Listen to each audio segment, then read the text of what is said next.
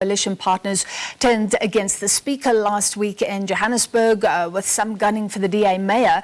The DA, of course, has an agreement with ActionSA, the PA, IFP, FF+, the ACDP and other smaller parties.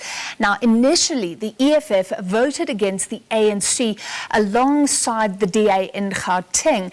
It said that was all about being against the ANC, but now the EFF is even hinting at forming a partnership with the ANC.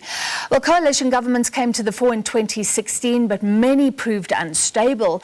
In the 2021 local government elections, there were not only 66 hung councils, but more smaller parties and even independents involved. To discuss, we're now joined by Director of the Rivonia Circle, Tessa Dooms, a columnist as well. Ms. Dooms, thank you for being with us. There was this hope that South Africa would get used to coalition governments, and because we knew that they would be so prominent after the local government elections, a hope that politicians would also be mature. You've written a piece talking about a hope that they would look at the shared interests of the nation. But it doesn't seem like that is panning out, does it?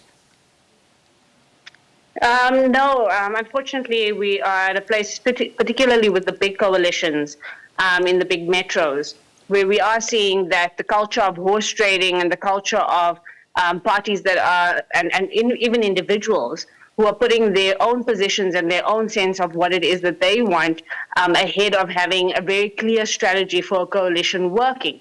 And the argument that I make is that if you want a coalition to work, the basis of that coalition must not only be the principles or the vision or the ideology of a party, which I think already is very thin ground for us, but it has to be a shared program of action that everybody is willing to make sacrifices for.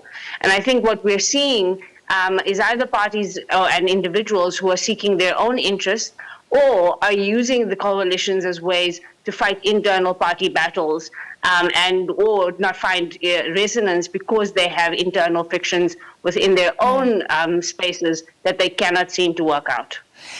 If you look at Gauteng, I mean, can you point to a party who should shoulder much of the blame? Because the DA is saying it's the leading partner and it's taken a lot of the positions.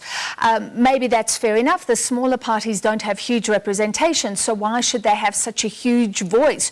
But they are saying, give us a seat at the table. Then you could say they are fighting the ANC, like Susan Boyson says, at the ANC's own game, worried about patronage and position rather than principle. Yeah, I think that the running of a coalition requires people to have a high degree of maturity and not to play just a numbers game at a pure I'm bigger than you, therefore I count more. I mean, one of the things that coalition politics teaches us is that all votes matter, that everybody's vote counts. And so even a party that has one seat or has a few seats, those parties represent voters, and so their voices do matter. And being a party that has more seats means that you have more responsibility to hold a coalition moving forward and to make the kinds of concessions that are needed to get all parties on board. I think that the trend has been to say, if we're the bigger party, our influence matters more than yours. And I don't think that actually builds a strong coalition. I think it alienates people, and it causes the kind of situation where smaller parties can say, well, if you don't respect us and you don't give us a say, then we will show you what the power of one seat can do. Yeah, and we've seen that, and we've seen many mayors coming and going over recent years in Nelson Mandela Bay, for example. You talk about the skill that's needed here, and it's not only about getting votes, but it's negotiating, it's that give and take, it's careful horse trading. Do you believe any of our politicians are showing signs of developing that skill? You see, the skill around coalescing is one that's needed even before you're talking about multi-party circumstances. If you're going to be in politics, your first job is around building a coalition of people who share the same interests and values that you do, and then ensuring that you are able to take people along in that process, that you're able to continue to make sure that everybody feels that the same goal that you wanted to reach at the beginning is still the one that's on the table, and people can contribute towards the path going forward. That's a standard basic skill. And that skill isn't just about, who has the most muscle, or who has the most money, or who has the most votes. It's a skill around saying, can we find common ground around the big issues that everybody can agree on?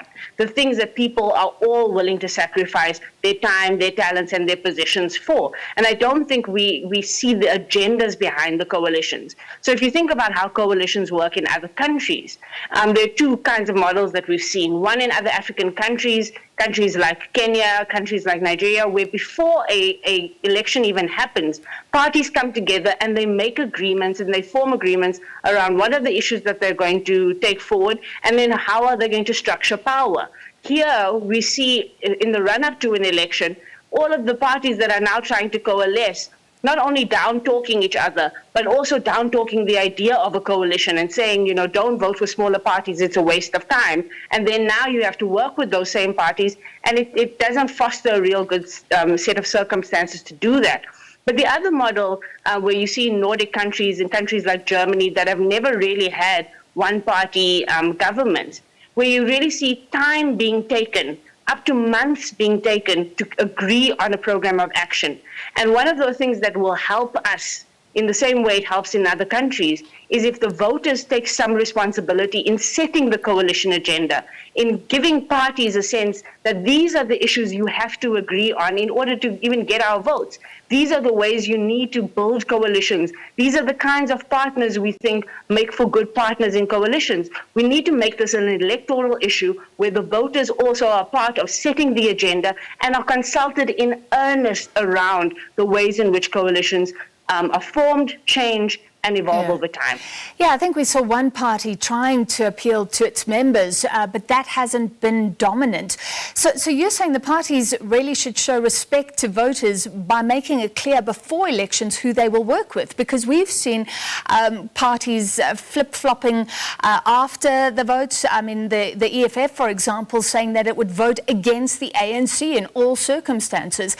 Now, Julius Malema hinting that they would be willing to go into a coalition with the ANC.